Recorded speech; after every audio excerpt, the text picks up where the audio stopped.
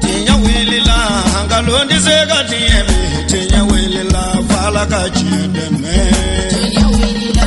hangalondi zega tiemi tinya wilila fala kachideme tinya wilila hangalondi zega tiemi tinya wilila fala kachideme tinya wilila namara shikolomba tinya wilila fala kachideme tinya wilila saraga jubu bomuri tinya wilila fala kachideme nego tinya wilila dabali jubu kemuri tinya wilila fala kachideme bismillah wa bihi nasta'in والصلاة والسلام على سيدنا ومولانا وطب قلوبنا أبي القاسم محمد وعلى آل بيته الطيبين الطاهرين ومن والاهم بإحسان إلى يوم الدين. أمبل ما شرف لا تيفي لا جبوا ومبوفو نسلامك فولي نو يالك كشينا كهينا كبركة أم الله تعالى دلي على كوكا أني أو بلا جلي نبو.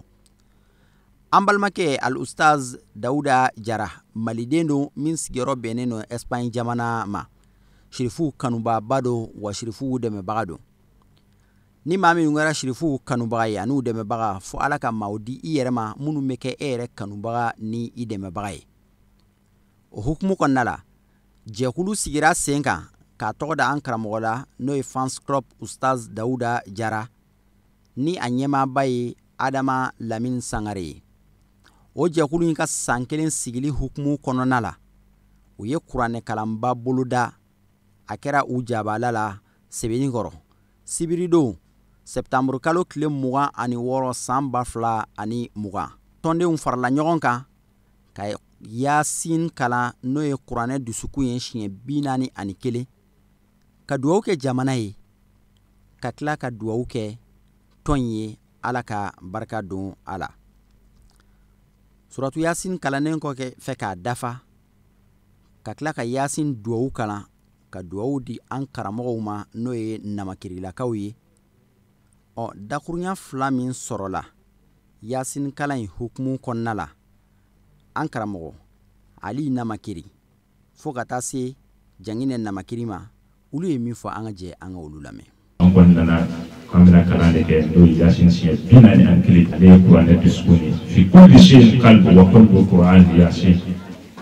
o dusukun bɛ fɛn bɛɛ lajɛlen na kuranɛ fana dusukun yasin n'i y'a kalan ko kula ala b'o kosi an bɛ abudu ɲini ka jama fɛ ka sabu kɛ an nana i bɛ taa kɔnɔna la taara bi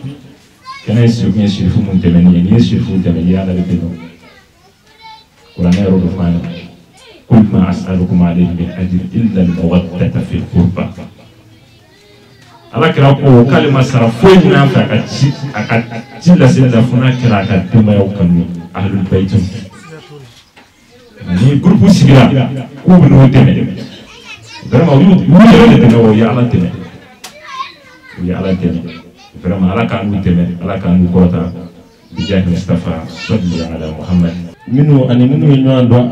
ala kama kira kama shirifu kama Mali la yan olu de farala ɲɔgɔn kan ka club sigi a tɔgɔ la WhatsApp kan a bɛ se ka kɛ a dɔw y'a ye a dɔw m'a ye u y'a ka image ye mais a bɛɛ kɛra ala ni shirifu yɛrɛ bonya kama donc o de kama Ustaz Dauda Jara yɛrɛ a bɛ yashi kalan club mɔgɔ ninnu ye siɲɛ ba yirikaw de i y'a faamu a bɛ ala ka diinɛ ɲɛf'u ɲɛna u fana y'a kanu o de kan ka da la k'u b'a fana dɛmɛ shirifu kama a ka se ka shirifu fana dɛmɛ u ka baara la fo ka taa se u ka don laban ma o de la u ye nin hakilina in ta ɲina ni y'u siɲɛ fɔlɔ de k'a ko in organiser u m'a dabɔ jama ko yɛrɛ kama u kɔni y'a dabɔ ŋaniya yira kama jamana in ye quartier ye shirifuw ye ani diɲɛ silamɛ ɲuman bɛɛ lajɛlen ala ka se ka basigi don jamana in na ala ka se ka karamɔgɔ n'a ka denbaya n'o ye Sherifu Sumano Haidara ye ala ka se ka n'a ka denbayaw kisi k'u dɛmɛ ani u ka jɛkulu in yɛrɛ ala ka se ka fanga d'u yɛrɛ ma ani garizɛgɛ u ka se ka diinɛ in lase a seyɔrɔ la u ye ko in dabɔ o de kama ka bagan faga n'o ye misi ye ka tila ka wele bila kuranɛ kalannaw ma u kana yaasi siɲɛ 41 kalan bamananw ka kuma don shirifu ka kɛnɛ shirifu ko o tɛ kodenni ye o la an ye wele bila an ka tereso mɔgɔw ma n'o ye tele shirif lay amu ngere foko barka donc am kuma suroya kam ngoro di yashitala no ma wado laban kala beking an yasiri adabara ala na kira kama ni sigidan yere nyetaka president aka jama ko setu yi no de wi fenke jamana koina shirifu kula so dawla jaraba kula mutani shi me ala besara ninga ye donc am kuma ngiriya assalamu alaikum wa rahmatullah ta'ala wa barakatuh. iyyaka nasta'in iyyaka na'budu wa iyyaka nasta'in iyyaka na'budu wa iyyaka nasta'in اهدنا الصراط المستقيم صراط الذين أنعمت عليهم غير المغضوب عليهم ولا الضالين سبحانك اللهم لا نحصي ثناء عليك أنت كما أثنيت على نفسك جل وزرك وعز جاؤك تفعل الله ما تشاء بقدرتك وتعقل ما تريد بعزتك يا حي يا قيوم يا بديع السماوات والأرض يا ذا الجلال والإكرام لا إله إلا أنت برحمتك نستغيث ومن عذابك نستجير لا إله إلا أنت بجاه سيدنا محمد صلى الله عليه وآله وسلم أغثنا وارحمنا أغثنا وارحمنا أغثنا وارحمنا ورحمة الله وبركاته عليكم أهل البيت إنه حميد مجيد إنما يريد الله ليذهب عنكم رجس أهل البيت ويطهركم تطهيرا بسم الله الرحمن الرحيم سبحان المنفس عن كل معزون سبحان المفرج عن كل مديون سبحان من جعل خزائنه بين الكاف والنون سبحان من يقول لشيء كن فيكون اللهم يا مفرج الهموم فرج عنا واقض حاجاتنا اللهم يا مجري النبيين ومسكر الفيل وفالك البحر بني إسرائيل سكر لنا ما نريد إنك فعال لما تريد وبحق الحمد لله رب العالمين عنا على كل ما نريد يا الرحمن يا الرحيم وبحق سورة ياسين وبحق سيد المرسلين يا الله أقسمت عليكم يا معشر الروحانية بعزة الله وبنور وجه الله وبحق أسماء الله الحمد لله رب العالمين وبحق الحي القيوم وبحق المالك الغالب أمره أبجد وبحق جعل التين وقل جاء الحق وزعق الباطل إن الباطل كان زهوقا أقسمت عليك يا رقيائيل والملك المعيد سبحان المنفس عن كل مديون سبحان المقلص لكل مسجون سبحان المفرج عن كل معزون سبحان من أجرى الماء في البحر والعيون سبحان العالم بكل مكنون سبحان من جعل خزائنه بين الكاف والنون سبحان من إذا أراد شيئا أن يقول له كن فيكون فسبحان الذي بيده ملكوت كل شيء وإليه ترجعون سبحان ربك رب العزة عما يصفون وسلام على المرسلين والحمد لله رب العالمين اللهم سكر لنا الملك والرقيائيل كما سكرت البحر لموسى عليه السلام وسكرت النار لإبراهيم عليه السلام وسكرت الجبال والعديل لداود عليه السلام وسكرت الريح والجن والإنس لسليمان عليه السلام وسكرت الشمس والقمر والنجوم وكل أشياء من نبينا محمد صلى الله عليه وسلم اللهم أقض آجاتنا بحق أسماء الحسنى يا الله يا الله يا الله يا سريع يا قريب يا مجيب يا ودود يا باسط يا ذا العرش المجيد يا مبدئ يا معيد يا فعال لما يريد أسألك بنور وجهك الكريم الذي ملا أركان عرشك وبقدرة التي قدرتها بها على جميع خلقك ورحمتك التي وسعت كل شيء رحمة وعلما يا غياث المستغيثين أغثنا يا الله يا غياث المستغيثين أغثنا يا الله يا غياث المستغيثين أغثنا يا الله يا الله يا الله على كل عمل هذا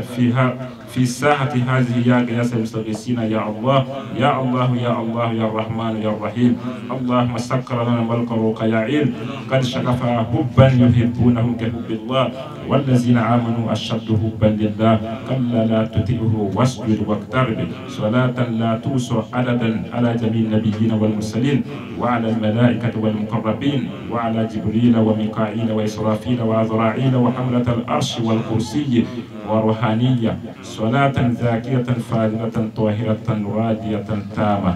ربنا تقبل منا إنك أنت السميع العليم وتب علينا إنك أنت التواب الرحيم ربنا لا تزغ قلوبنا بعد إذ هديتنا وهب لنا من لدنك رحمة إنك أنت الوهاب اللهم افتح لنا البروز وهب لنا الكنوز وعلينا الأقائق وعلمنا الدقائق وانصرنا بنصر رباني المحمدي الأحمدي بأدلتك القهرية المرئية في هذه الأذرة العظمى اللهم إنا نسألك الهدى والتقى والعفاف والغنى ونعوذ بك من الفقر إلا إليك ومن الذل إلا لك ومن الخوف إلا منك ومن التوكل إلا عليك ومن الرجاء إلا من عندك ولا تكلف فيك رجاءنا اللهم إنا نعوذ بك من جهد البلاء ودرك الشقاء والسوء القضاء والشماتة الأعداء اللهم أحسن عاقبتنا في الأمور كلها وأجرنا من خزي الدنيا وعذاب الآخرة برحمتك يا أرحم الراحمين سبحان ربك رب العزة عما يصفون وسلام على المرسلين والحمد لله رب العالمين الرحمن الرحيم مالك يوم الدين إياك نعبد وإياك نستعين اهدنا الصراط المستقيم صراط الذين أنعمت عليهم غير المغضوب عليهم ولا الضالين اللهم صل على محمد وعلى آل محمد كما صليت على إبراهيم وعلى آل إبراهيم وبارك على محمد وعلى آل محمد كما باركت على إبراهيم وعلى آل إبراهيم في العالمين إنك حميد مجيد ربنا اغفر لنا ولإخواننا الذين سبقونا بالإيمان ولا تجعل في قلوبنا غلا للذين آمنوا ربنا إنك رؤوف رحيم ربنا اتمم لنا نورنا واغفر لنا إنك على كل شيء قدير شهد الله أنه لا إله إلا هو الملائكة وأولو العلم قائما بالقسط لا إله إلا هو العزيز الحكيم إن الدين عند الله الإسلام إن الله وملائكته يصلون على النبي آمين يا أيها الذين آمنوا صلوا عليه وسلموا تسليما صلى الله تعالى وعلى آله وصحبه وسلم تسليما سبحان ربك رب العزة عما يصفون وسلام على المرسلين والحمد لله رب العالمين اللهم يا من لتوت بكلك السماوات والأرض ولتفت بالأجنة في بطون وآتها قلت بنا في حدائق وقدرك بالفن يليق بكرمك يا رحم الراحمين اللهم يا من لتفت بكلك السماوات والأرض ولتفت بالأجنة في بطون وآتها قلت بنا في حدائق وقدرك بالفن يليق بكرمك يا رحم الراحمين اللهم يا من لتفت بكلك السماوات والأرض ولتفت بالأجنة في بطون أمهاتها قلت بنا في قضائك وقدرك لطفا يليق بكرمك يا أرحم الراحمين ربنا آتنا من لدنك رحمة وهب لنا من أمرنا رشدا ربنا آتنا في الدنيا حسنة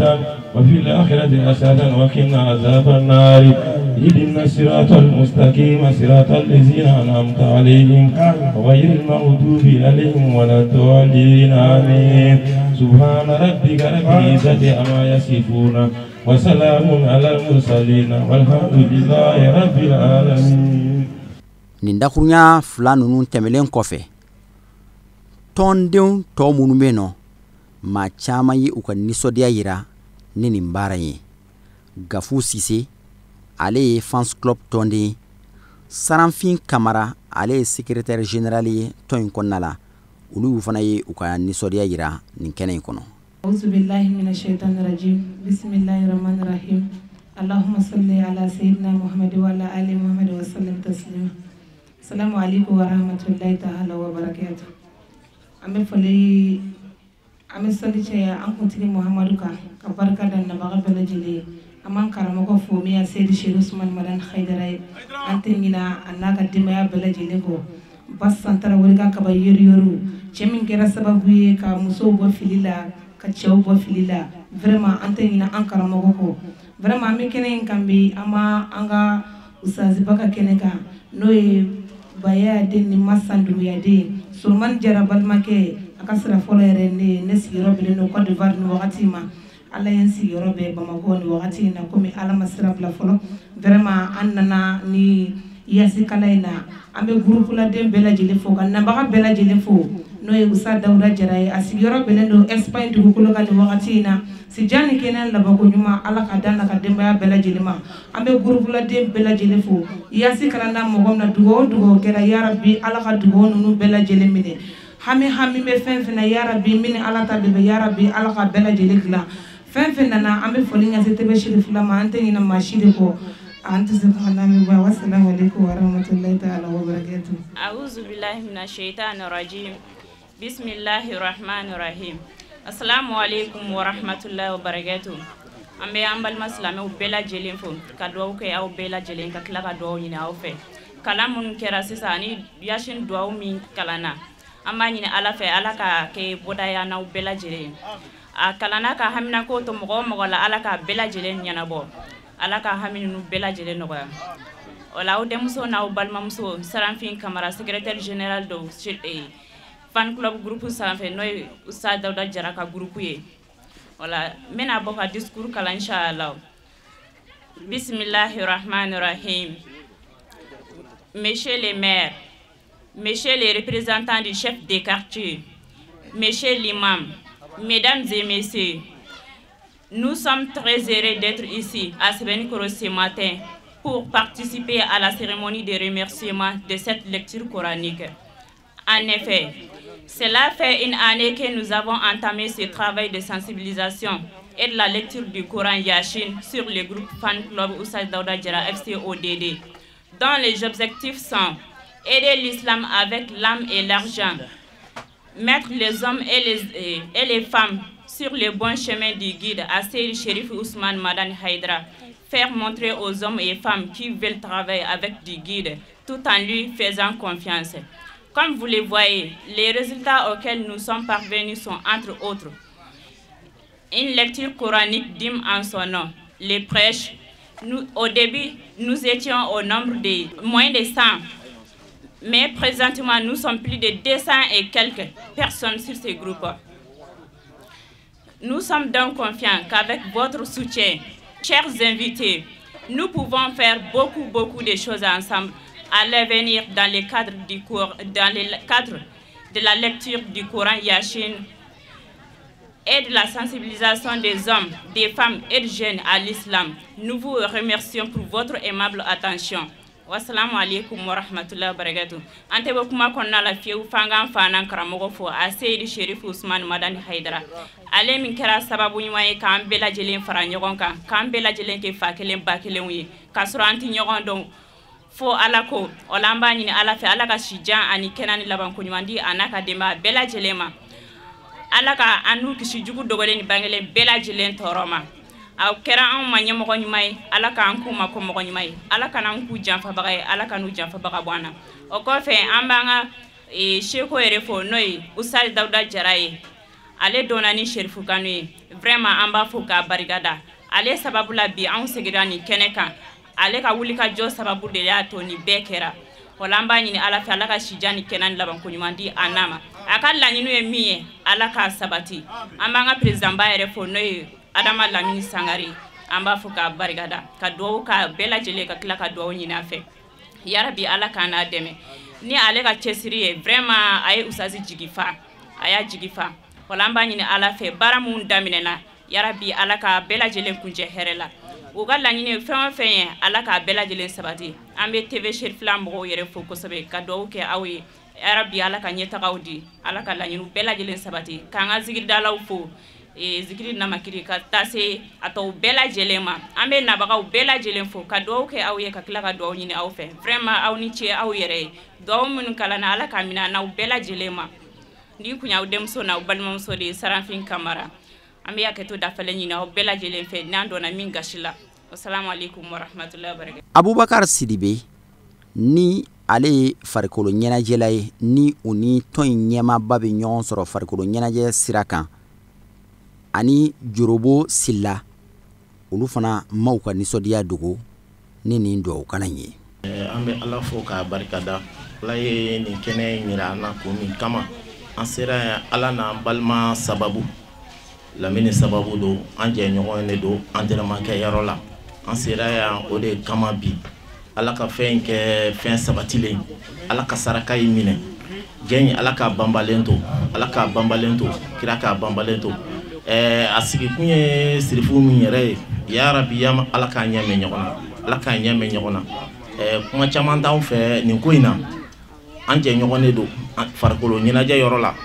jeune filɛ fɛn fɛn kana balima sibɔr de don o de y'an se yan bi donc an bɛ foli bila jama bɛɛ lajɛlen jama yɛrɛ fɛnɛ ka dugawu k'an yɛrɛ fɛnɛ ala k'an banbalen to ɲɔgɔn kan bi donba lahɔrɔma ye kɔsɔn sallallahu alaihi wasallam sinzini alaw taala a k'an kisi ka bɔ sitanɛ tɔɔrɔ ma sitanɛ min kɛra farala kero ye ka bɔ ala ka nɛɛma bɛɛ lajɛlen na an bɛ sɔli k'an ka muhamadu musafa ka sallallahu alaihi wasallam an bɛ tila k'an ka karamɔgɔba fo n'o ye a sherifu usman madani haidara an b'a fo ka dugawu k'a ye ka tila ka dugawu ɲini a fɛ a kɛra ma sababu ɲuman ala k'an k'a ma sababu ɲuman an bɛ an ka karamɔgɔ fo fana n'o ye usman madani haidara an b'a fo a n'a ka denbaya bɛɛ lajɛlen k'an ka an fa fo a n'an karamɔgɔ usa dawuda jara an b'a yɛrɛ fo k'a jara an b'a n'a ka denbaya bɛɛ lajɛlen fo a bɛ tunkara taga min na yarabi ala ka tunga diya ni silamɛden bɛɛ lajɛlen na a kɛra an ma ɲɛmɔgɔ ɲuman ala k'an k'a ma ko mɔgɔ ɲuman a y'an jigi tugu ala k'an n'a jigi tugu ala k'an n'a wasa ala ka hɛrɛ k'an bɛɛ lajɛlen an sigilen bɛ kɛnɛ min kan nin bɛɛ sababu bɔra ale de la an b'a fɔ k'a jara k'a haidara ala ka hɛrɛ k'an ye ala k'an ka gurupu dɛmɛ an b'an ka peresidan yɛrɛ fo adama lamini sangare ani foli ka kan depuis kunu fo bi an b'a fɔ k'a barikada k'a ni cɛsiri ala k'an n'a sara ala k'an n'a dɛmɛ ala k'a ka denbaya ta fanga d'a ma kɛra bonya kama sɔlara rasululahi kɛrim salamu alaikum warahmatullahi taala wabarakatuh. Kumaw bɛɛ nana kuncɛ ni adama lamini sangare ni ale yɛrɛ ye fans club ustaz dawuda jara ɲɛmaaba ye ale yɛrɛ fana ye a ka nisɔndiya yira a n'a ka bonyamasigi ni nin kɛnɛ in sigili ye. Alhamdulillahi rabbil alamin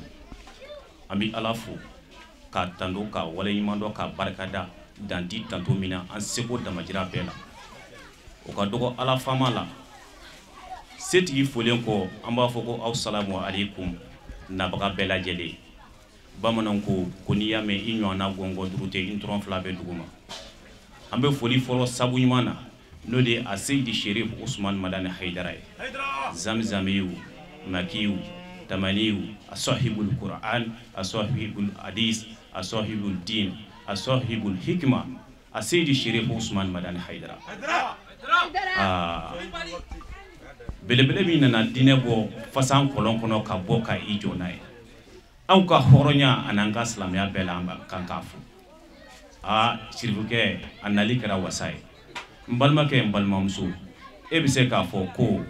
i tɛ karamɔgɔkɛ in ka laɲini kan nka a t'i tiɲɛ kan o ye nkalon ye walahi sirifukɛ min nana k'a kɛ hinɛ ye diɲɛ bɛɛ ma kunu sirifukɛ do bi sirifukɛ do walahi ni nasira wɛrɛ kun kɛra nin ye ni diinɛ tɛ sa cogoya wɛrɛ fɔra a la sirifukɛ an b'a fɔ k'a barikada ale folen kɔ an bɛ diinɛ jɛtura fɔ n'o de ye ustaz dawuda jara ye an b'a fɔ fan club bɛɛ lajɛlen tɔgɔ la ale min nana ni nin hakilinanbaw ye n'a tun y'a ja a tun bɛ nin bɛn a kelen ma n'a tun y'a ja a tun b'a bɛn a n'a ka denbaya ma n'a tun y'a ja a tun b'a bɛn a n'a nagakɔrɔmɔgɔw ma nka ale min ko a ye silamɛya ye hinɛ de ye ka se danfɛn bɛɛ lajɛlen ma k'olu bɛ kiraba mustafa la degi nka dawuda jara a ma bala anw na dɛ sabula ka d'a kan ale ko k'a bɔra yɔrɔ min n'o de ye a seyidi sherif usman madani haidara yɔrɔ ye donc ni nin kɛra tan nin ti bala anw na nka a bi danaya tɔ sabati anw yɔrɔ la de ustaz dawuda jara ala ka hɛrɛ k'a n'a ye an bɛ nabaga bɛɛ fo ka bɛɛ barikada karamɔgɔw bɔra k'a fɔ an ye sisan kuranɛ dusukun de ye yasin ye yasini bɛ fɛn min to yen o tɛ dugukolo kan n balimakɛ n balimamuso hɛrɛ ka di n ye ala ka hɛrɛ a n'a ka nɛɛma a tɛ ku danfɛn si kelen na yasini ka bon maa kelen ma yasini ka bon du kelen ma yasini ka bon quartier kelen ma yasini ka bon jamana yɛrɛ ma nka ala de b'a ka hinɛ bɛrɛ bɛn pour que e k'o faamu ni i bilala bariko kɔnɔ di fa bariko kɔnɔ ka di datugunan kɛ k'i datugu wallahi di ka di nka i bɛ kɛnɛmala ɲini nka ala de bɛ hinɛ jɔn k'a bɛrɛbɛn k'a d'i ma an bɛ ala famaw fo ale min ye latigɛw kɛ nin cogo la an bɛ dugawu kɛ fan club ye cɛba mun sɔnna musoba mun sɔnna ka ala ka diinɛ dɛmɛ u ni an'u ka nafolo olu ka dɔrɔmɛ n'u ka fila filaw de farala ɲɔgɔn kan ka nin baara in kɛ n balimaw ni danaya tɛ nin tɛ se ka kɛ dɛ ni gurupuladen tila bɛɛ bɛ jamana kɔ kan nka jaja danaya wallahi a Seydi Cherif Ousmane Madani Haidara ye fɛn min fɔ tiɲɛ don sirifukɛ basande ani ba Madani de an b'a fɔ k'a barikada an b'a ɲini Ala fɛ dugawu salima mun kɛra nabaga ni i sen sera ya yarabi Ala ka dugawu minɛ n'a kelen kelen bɛɛ lajɛlen ma maa o maa n'o ma yan sɔrɔ n'a ŋaniya bɛ yan Ala k'a minɛ an n'a bɛɛ lajɛlen ma Ala k'a kɛ ka jamana basigi an bɛ foli kɛrɛnkɛrɛn k'a di télé Chérifura yɛrɛ ma u ye maaw bisimila ye u seko dama yira la u sara bɛ Ala de bolo sabula an dan b'a la u y'a kɛ Ala de kama wa jɔn si sara tɛ kɔli o Ala faamaw bolo Ala k'an n'u wasa Ala k'an n'u dɛmɛ an ka zikiridalaw an b'an to yan an bɛ bɛɛ fo Ustaz Namakiri tɔgɔ la belebele min ni ale de bɛ baara kɛ dogo la k'a tɔgɔ ta k'a d'e ma nka ale yɛrɛ bɛlɛn bɛ kɛrɛfɛ wallahi mɔgɔw b'i bonya n'a ye k'a sɔrɔ a dilanbaga bɛ yen an bɛ Namakiri fo k'a barikada an b'a dɔn a kɛra Ala de kama wala nka bamananw ko maa i bɛ ciya dɔ k'i yɛrɛ i bɛ tila ka fɔ i yɛrɛ ci kɛ ko ɲuman na o misaliya siri mun i bɛ bamanankɛ birilen sɔrɔ a ka foro la i b'a fɔ ka nin ce ɲɔ ɲalen nka i jigi tɛ ɲɔ kan i tɛna ɲɔ dun a yɛrɛ b'i laminɛ ko n ba nin ce donc o de ye manifin i bɛ fɛn dɔ k'i yɛrɛ dɛ hali i bɛ tila ka fɔ i kɛ ko ci ɲuman na Namakiri an b'i fɔ k'i barikada vraiment Ala ka nin nimisa la maa i ye nin ko in kɛ a balima sibɔra an bɛ foli fɛnɛ kɛrɛnkɛrɛn k'a d'a ma Ala k'an n'u sara Ala k'an n'u fanga se u bɔra ka baara in k'u yɛrɛ ka baara ye u y'a kɛ Ala de kama n balimaw Ala ka nin ɲɔgɔnna caman yira an kɛnɛ la yan'an ka bɔ kuma kɔnɔ an bɛ hakɛto dafalen ɲini bɛɛ lajɛlen fɛ sabula kuma ma nɔgɔ ni tun ye aw balimakɛ a n'a ka gɛrɛbukɛnin de mankan ye fan club a ye baara kɛ ko a Seydi Cherif Ousmane Madani Haidara ko ci ka se k'an mago bɛ dugawu la sabula an mago bɛ min na nin y'a daminɛ de fan club ye baara kɛ a ye débrouiller k'i to WhatsApp groupe kan ka se ka bitigi jɔ i yɛrɛ danaya bolo ma m'a fɔ n ko a ma kɛ mais ne m'a mɛn fɔlɔ ko an ye bitigi jɔ wa projet baw b'an bolo mun bɛ ka nale k'an mago bɛ dugawu la Cherifukɛ ka dugawu k'an ye a ka dugawu kɛ jamana ye bitigi in Ala k'a yiriwa ka fara silamɛ bitigi tɔ bɛɛ lajɛlen wa Ala k'a yiriwa nabaga aw sara bɛ Ala de bolo ni tun y'an balimakɛ a n'a ka gɛrɛbukɛnin a n'a ka kalandennin mankan ye vraiment kuma ka gɛlɛ kuma janya n'a surunya fili dɔ bɛ se ka y'a la ni fili min yera la n bɛ n turun kunbere fila kan ni ka n bolo fila da n kunna ka ban fila bɔ n kunna ka yafa ɲini aw kelen kelen bɛɛ lajɛlen fɛ sabula ka d'a kan mun bɛ yan nin bɛɛ ye ne faw ne baw ne karamɔgɔw de diinɛ sira kan maa mun kɔrɔtɔ ko kelen n'a bɛ ne yɛrɛ bilasira yanni diɲɛ wuli cɛ donc kadira kɔnɔna la n ka musokɔrɔbaw bɛ n kɛrɛfɛ yan n b'a yɛrɛ fɛnɛ fo kosɛbɛ k'a barikada ani n yɛrɛ bɛnkɛ bɛ n kɛrɛfɛ yan n b'a fɔ k'a barikada kosɛbɛ maa ma n'i bolo don nin baara in na i hakilina ɲuman na vraiment i sara bɛ Ala de bolo sigiɲɔgɔnw u fɛnɛ bɔra ka ko in ta k'a k'u ka ko u y'a k'u yɛrɛ de ye dɛ wa Ala fama k'u sara vraiment a ti fɔ ka tɛmɛ nin kan Ala ka hɛrɛ k'an ye Cherifukɛ Ala k'an mɛn ɲɛfɛ Ala k'an n'a ka denbaya la kɔlɔsi Ala ka yasini kɛ karanga ye k'an bila a kɔnɔ ka don ani tɔɔrɔ ni tɔɔrɔtigi kelen kelen bɛɛ lajɛlen cɛ Mohamadu al Mustafa na juruyaw kama sɔla nabi baara ninnu bɛɛ lajɛlen nana kuncɛ ni ka ladiyali fɛn ta n'o ye kuranɛ ye min ye silamɛw ka ɲɛjɔyɔrɔ ye k'o ta k'o di silamɛya ɲɛjɔyɔrɔ ma bi n'o ye an karamɔgɔ a Seydi Cherif Ousmane Madani Haidara ma kuranɛ mana di Cherifuw ma siga t'a la kuranɛ dira a tigiw ma ka d'a kan olu de bɛ kuranɛ la kuma kuranɛ belebele taara ka di ko k'a lase an karamɔgɔ a Seydi Cherif Ousmane Madani Haidara ma k'a jansa ni o ye ka dugawu ɲini a fɛ a ye bonya ye Fansulabu Ustaz Dawuda Jara kanubaga jamakulu sanumaw u ka ɲɛmaaba de filɛ nin ye Mali la n'o ye Ustaz Adama Lamini Sangare a ye kuranɛ di ko kuranɛ u y'a don ale Ustaz Adama bolo mais kuranɛ n'a tigi ka kan ko ka kuranɛ d'a tigiw ma ka kiri tigɛ n'a a ye diɲɛ fara ka se sangadu laban bɛɛ lajɛlen ma yan ko k'a di Cherifuw ma kuranɛ ka d'a tigi ma an bɛ jamana min na bi ni fɛnw dira a tigiw ma jamana bɛ sumaya jamana kun kalayara ko dira a tigi ma a y'a da dɔgɔya jamana sumaya kuranɛ ka d'a ma u tɛ balaw na ni kuranɛtigi de Haidara an b'i yɛrɛ fo Ala ka barika don club in na Ala k'aw taa ɲɛ nin ko in nin y'a daminɛ de Ala kana nin k'a laban ye wa an b'a la f'an ka don laban inshallah assalamu alaikum warahmatullahi ta'ala wabarakatuh an bɛ Alahu taala deli Yasin siɲɛ kelen yɛrɛ o bɛ mago min dilan Ala de b'o dɔn kuma tɛ o 41 kalanni ma ŋaniya min bɛ baara in kɔnɔna la an y'a fɔ o ye ka dugawu kɛ jamana in ye Ala ka basigi don a kɔnɔna la ɲɛmayaso kura minnu sigilen filɛ jamana in kɔnɔ nin waati na Ala ka baara ɲɛ u bolo tɔn in fana min kɛra sababu ye ka nin baara in sigi sen kan an bɛ Alahu taala deli tɔn in Ala k'a barika Ala k'a yiriwa tɔn in fana sababu ɲuman ye an balimakɛ min ye n'o ye Ustaz Dawuda Jara a bɛ jamana kɔ kan an bɛ Alahu taala deli ale ni tungarankew bɛɛ lajɛlen Ala ka tunga diya u la ka garisɛgɛ ɲuman di an ni tungarankew bɛɛ lajɛlen ma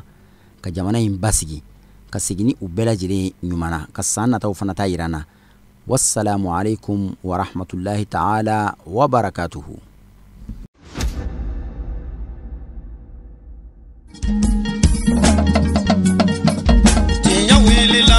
Ngalondi sega tieme tenya welela fala ka chideme tenya welela ngalondi sega tieme tenya welela fala ka chideme